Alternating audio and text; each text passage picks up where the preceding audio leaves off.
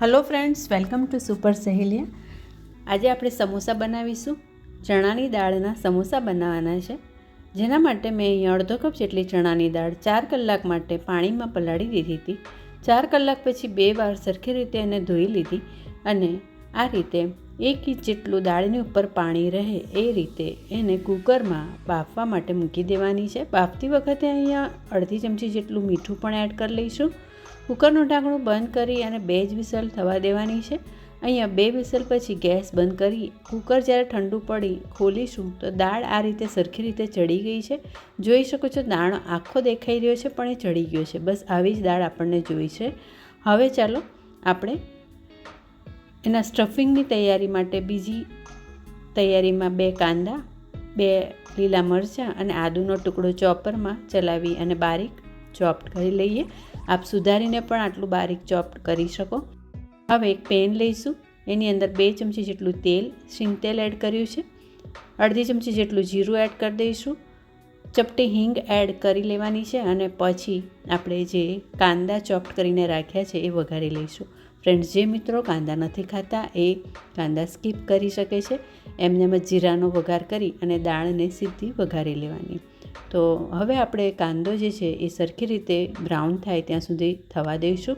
થોડુંક મેં 5 ચમચી જેટલું મીઠું, કાંદાના ભાગનું જ મીઠું એડ કરવાનું છે, કેમ કે દાળ બાફતી વખતે ઓલરેડી આપણે મીઠું નાખેલું. હવે સરખી રીતે બ્રાઉન થયેલો કાંદો એની અંદર આપણે દાળ એડ કરી લેવાની. બીજા મસાલામાં હળદર અડધી ચમચી નાખવાનું છે. આપણે ધાણા જીરુંનો પાવડર પોણી ચમચી જેટલો, લાલ મરચુંનો પાવડર અડધી ચમચી જેટલો એડ કરી લઈશું. લીલું મરચું અહીંયા 2 નાખ્યું હતું એટલે લાલ મરચું એ રીતે એડ કરવાનું. મસાલા થોડા આગળ પડતા કરવાના. ચાટ મસાલો અડધીથી પોણી ચમચી જેટલો એડ કર્યો. કોઈ બી બ્રાન્ડનો ચાટ મસાલો એડ કરી શકીએ. બધું સરખી રીતે હલાવી અને મિક્સ કરી દેવાનું છે. હવે આપણે એમાં બીજા મસાલામાં ખાસ તો એડ કરીશું થોડા ગરમ મસાલા, જેનાથી સમોસા વધારે ટેસ્ટી બનશે. ગરમ મસાલો એડ કરી સરખી રીતે હલાવી અને મિક્સ કરી દઈશું. થોડોક આમચૂર પાવડર 5 ચમચી જેટલો, થોડી ટેંગીનેસ માટે અથવા લીંબુનો રસ પણ એડ કરી શકાય. દાળનું મિશ્રણ હવે હલાવીને મિક્સ કરી લઈશું. લાસ્ટમાં આપણે જે સૂકા ધાણા હોય છે, સૂકા ધાણા એ અધકચરા વાટેલા, જે ટોટલી ઓપ્શનલ છે, એ એડ કરવાના છે. જો તમને સૂકા ધાણાનો ટેસ્ટ ઓછો ગમતો હોય તો સ્કીપ પણ કરી શકો છો. વલિયારી પણ તમે અધકચરી વાટીને એડ કરી શકો છો. જો ફુદીનો હોય તો એ બારીક સુધારીને અને થોડા લીલા કોથમીર પણ એડ કરી શકાય. હવે આપણે સમોસાનો જે પડ છે બનાવવા માટે ઘઉંનો લોટ 1 કપ જેટલો લઈ લઈએ અને સાથે 5 કપ જેટલો બારીક રવો લઈ લેવાનો છે. મેં અહીંયા ઘઉંના લોટનો ઉપયોગ કર્યો છે. મેંદો મોસ્ટલી હવે અવોઇડ કરવો.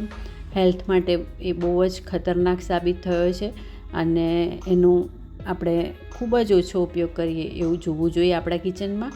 મેં મીઠું થોડું નાખી દીધું 5 ચમચી જેટલું અને 3 ચમચી જેટલું મોયણ એટલે કે સિંગ તેલ એડ કરી રહી છું. સિંગ તેલ મુઠ્ઠી પડતું મોયણ નાખવાનું છે, એટલે કે બધો લોટ મિક્સ કરીએ તો હાથમાં લોટની સરસ મુઠ્ઠી વળી જાય એ રીતે થોડું આગળ પડતું તેલ એડ કરીશું.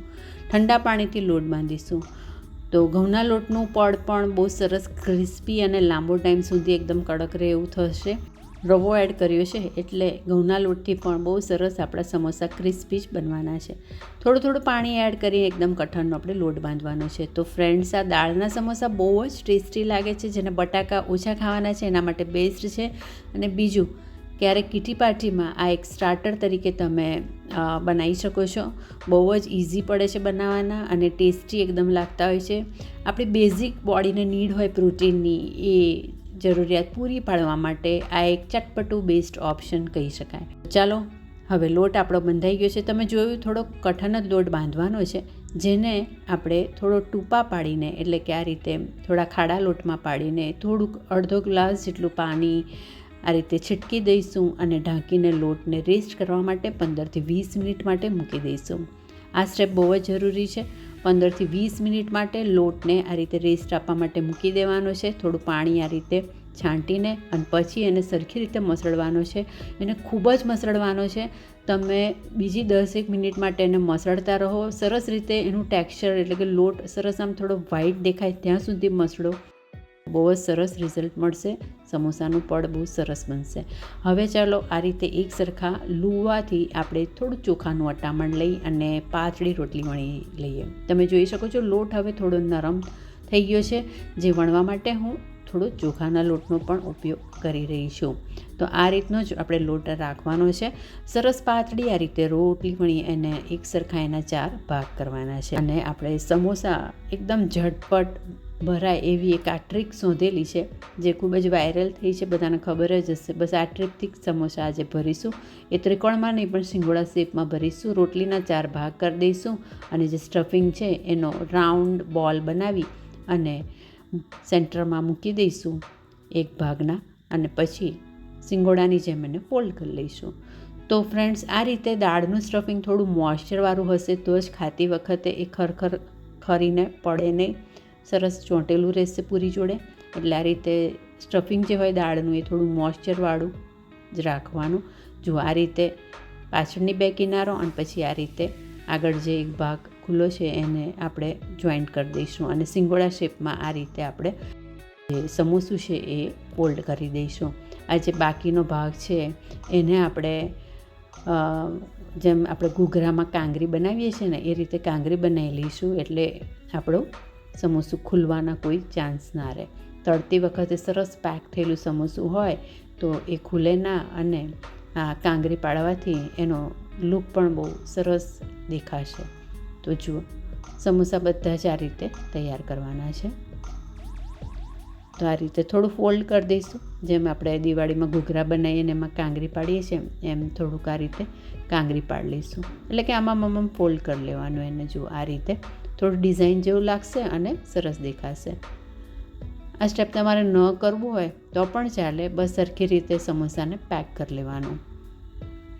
જો આ રીતે સમોસું તૈયાર કરી લઈએ અને પછી બીજી બાજુ તવીમાં આપણે તેલ ગરમ થવા માટે પણ મૂકી દેવાનું અને એક સાથે સમોસા બધા 3-4 બનાવી અને તળતા જવાનું. ફ્રેન્ડ્સ, આ સમોસાની રેસીપી ચોક્કસથી ટ્રાય કરજો. બહુ જ સરસ બનતા હોય છે. કીટી પાર્ટીમાં કંઈક નવું અને બધાને ભાવે એવું. ખાસ કરીને ચટણીઓ સાથે, ગ્રીન ચટણી, ટોમેટો કેચઅપ સાથે પણ તમે પીરસી શકો. ખૂબ જ ટેસ્ટી લાગે છે. તેલ ગરમ થવા માટે મૂકી દીધું છે અને થોડું તેલ ગરમ થાય એટલે સમોસા ગરમ તેલમાં મીડિયમ ફ્લેમે સરસ ગોલ્ડન કલરના તળી લેવાના છે. તો જોઈ શકો છો 4 એક સરખા સમોસા એક સાથે જ મેં તવીમાં મૂકી દીધા છે, જેને આપણે ફેરવીને સરસ ગોલ્ડન કલરના થાય એ રીતે તળી લઈશું. પડ બહુ જ સરસ ક્રિસ્પી જ રહે છે લાંબો ટાઈમ સુધી. સમોસા તળાની સાથે, બહાર કાઢતાની સાથે જ તમને સમોસા જોઈને જ આઈડિયા આવશે કે લેયર બહુ સરસ ક્રિસ્પી અને લાંબો ટાઈમ સુધી આ ક્રિસ્પી જ રહેતું હોય છે. જુઓ, સમોસા બહુ જ સરસ દેખાઈ રહ્યા છે, પરફેક્ટ. અને આ સમોસા આપણે હવે જો સ્ટાર્ટરની રીતે સર્વ કરવા હોય તો મોટી જરા રોટલી વણી આ રીતે 8 ભાગ કરી અને થોડું સ્ટફિંગ મૂકી અને એને સિંગોડાની જેમ ફોલ્ડ કરી અને નાના મિની સમોસા જે તળાયા પછી તો બહુ જ ક્યૂટ લાગતા હોય છે. અને કીટી પાર્ટી સ્ટાર્ટરમાં એકદમ ઓછી નાના સમોસા પીરસવા હોય તો એક ટૂથપીક ખોસી અને એને સર્વ કરી શકો છો. તો જુઓ, આ મિની સમોસા પણ તૈયાર છે. 2 સમોસા આપણે ચટણી, ટોમેટો કેચઅપ સાથે સર્વ કરી એની મજા માણી શકીએ છીએ. એકદમ પરફેક્ટ બને છે. ચોક્કસ આ રેસીપી ટ્રાય કરજો. Thank you.